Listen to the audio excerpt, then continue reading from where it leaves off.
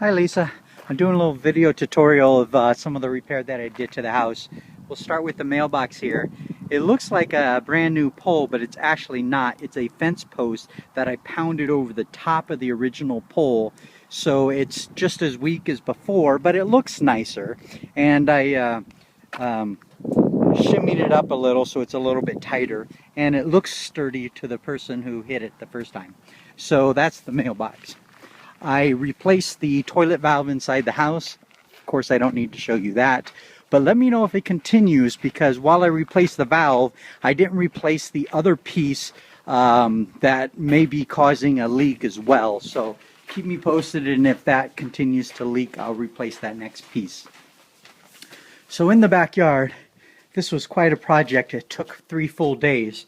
I pulled up all the lines and went through and replaced them, including the garden. I put in a new controller system. I'll show you that as well.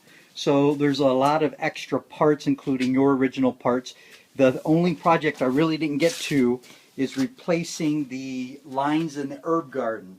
They were only about 2 years old, so try it, but I don't think they work really well. So here's some soaker hose. You can pull that out and replace it with soaker hose if you choose. There's also a ton of these T-connectors and other things that you can make some changes to the garden if you want.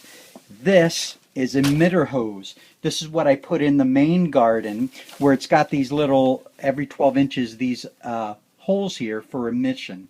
That system, that's zone 3, it hasn't been purged yet, so you might get quite a bit of air in the line, and it'll take probably a couple times of using it before water is running clearly through there.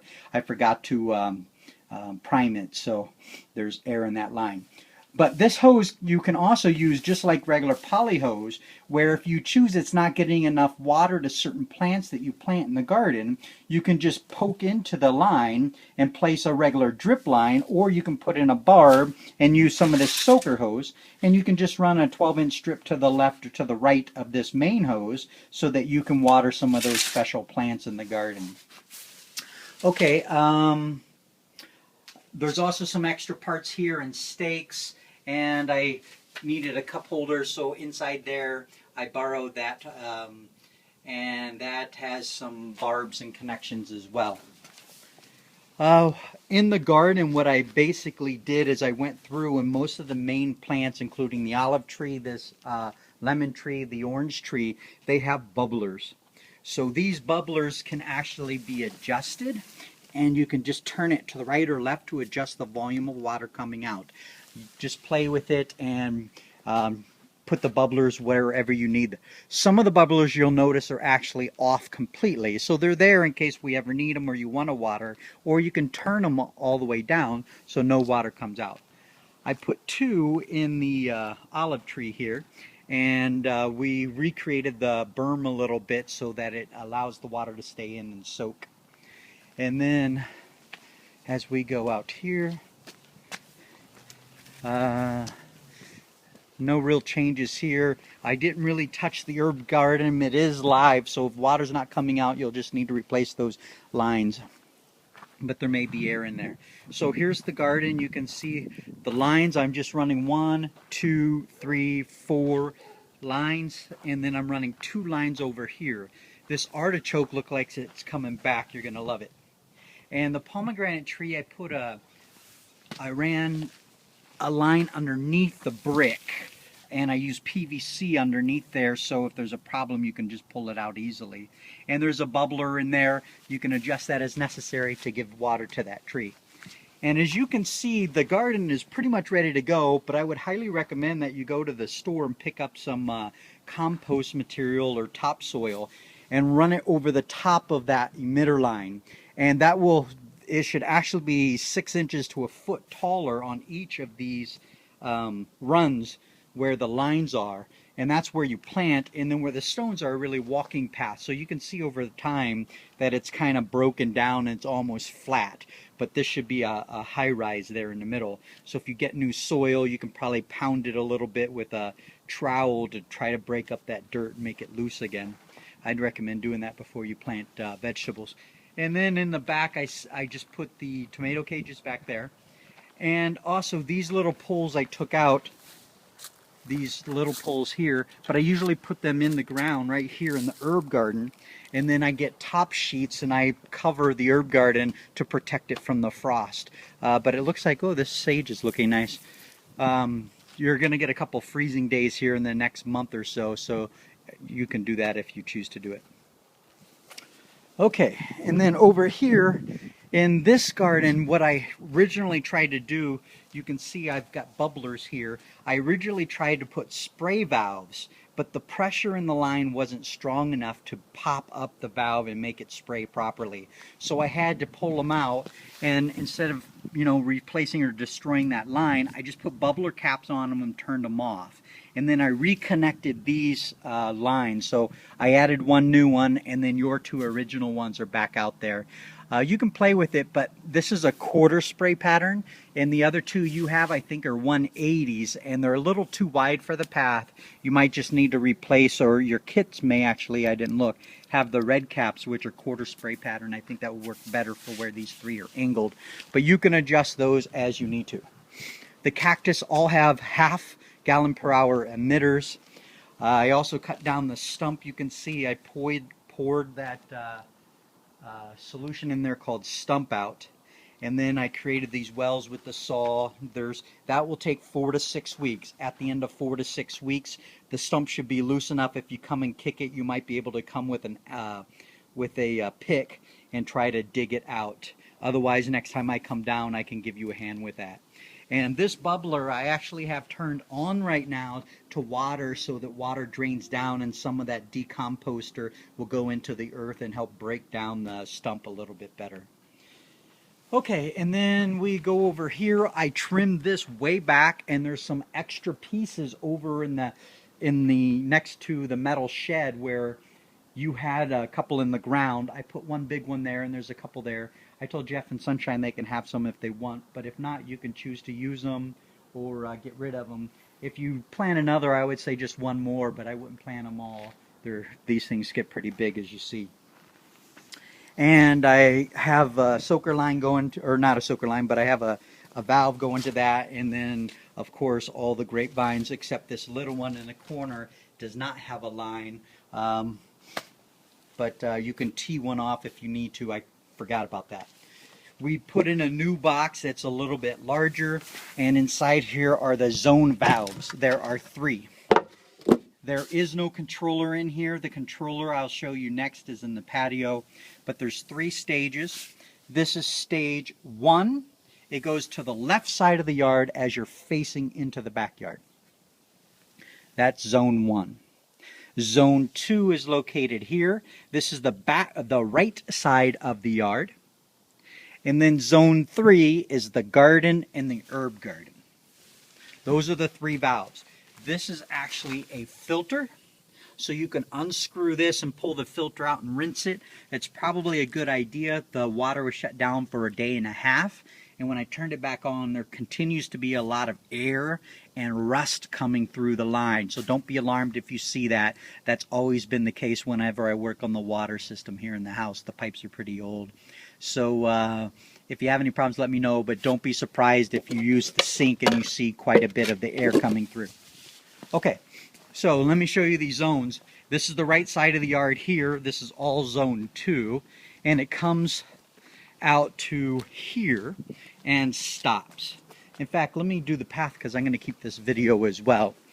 The line is actually running from here, comes straight in this direction, and then it splits here, goes to the left, and then actually covers and gives water to the grapevines.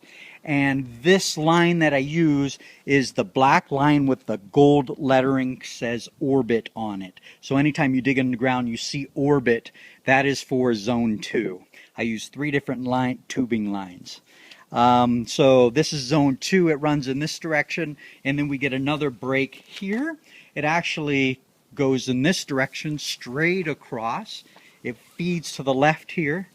It feeds to the right here, wraps all the way around, goes underneath, and waters these 2 plants, the yucca and the lime tree. And then it runs in this path here and then finishes right here at this bubbler. So this is zone 2, right side of the yard. We're going to go back to the stage. Zone 1 is the left side of the yard. Zone 1, I use the Toro blue line tubing, so it's black with a baby blue line on it. It runs in this direction, comes just like this, heads in over here, and right here is a dual track, so you'll see the black orbit line coming in this direction, and then I'm going in the other direction, the blue line. It cuts right over here, and then follows this path. Let's see, which side of the tracks did I run? I think I'm on this side of the tracks. Yep, right here on the left side of the path. Cuts down, cuts over, and then this is where it begins to water. So it waters this plant here, and then everything else on this side of the garden.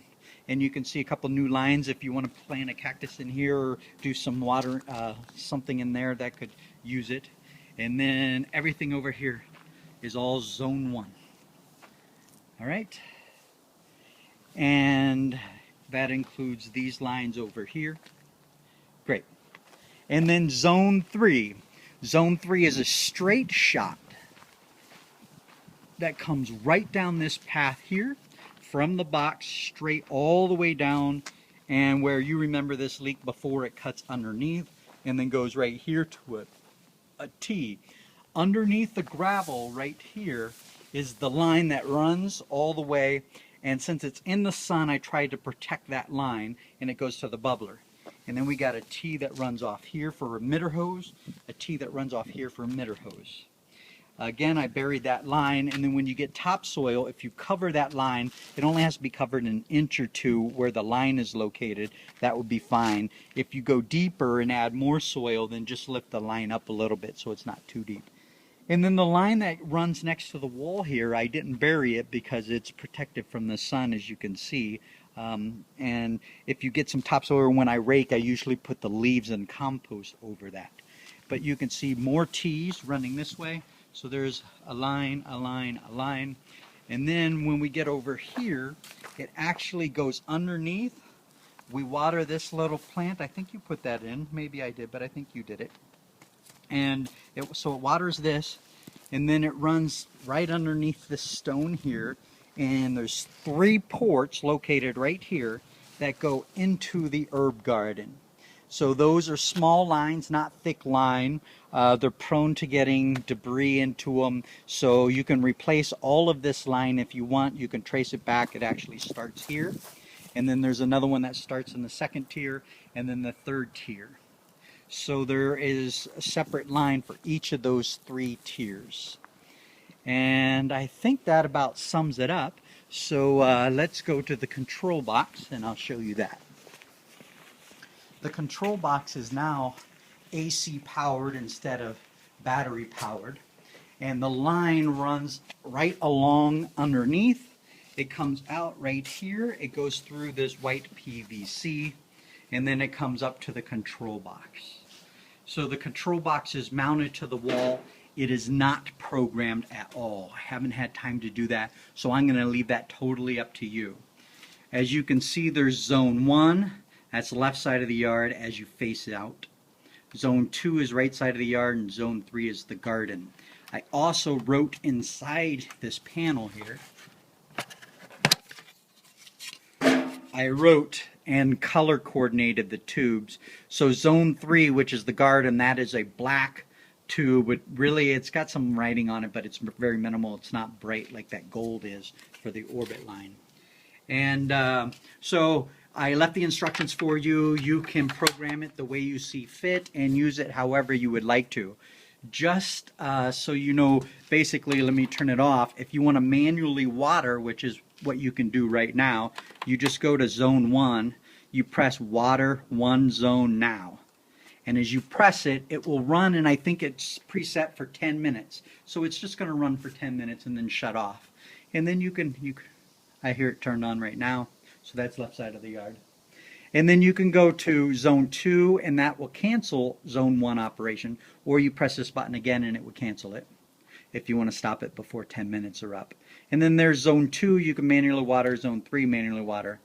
I tried to do, it says to put it in auto run and do the water all now. I tried to do it, but nothing happens. So I think you have to program it first before that automatic mode will work. And I also read in the instructions that when you do try to water all, it's not going to run all 3 zones at the exact same time. It'll do them in order. So it'll run zone 1. When that's done, it'll open up and run 2, and then open up and run 3. All right, so that pretty much covers the control box. It's very, they say it's simple to use, but I just didn't get around to programming it. So you are welcome to do that. And then you're welcome to adjust the bubblers any way you see fit. Again, this bubbler is open, but you'll want to turn this one down, and a day or 2 after that soaks. So just run it for a couple of, actually 3 or 4 times, and it should be fine. Okay, so I'm covering up that, and I think that pretty much sums it up. I can't think of any other chores that I had done, but I will put everything back. Thank you. I hope you guys had a great time. Here you can see I put your plant in place, and then there's a couple of the extras, including those 2 babies that you had, I think. Okay, thank you very much. I will see you guys later, and give me a call if anything is troublesome, and Jeff will take care of the trash, but there is these 2 things full of trash, so if you can toss those, that would be great. And these were some wounded soldiers during the path beating, so you are welcome to put those back in the ground, and I broke the end, so you can just pound it down a little further. It would be fine. The ground is pretty wet right now, so you should have pretty good luck. And I think all 3 of these came from this left side of the yard here in zone 1. Okay, signing out for now. Bye, Lisa. Thank you.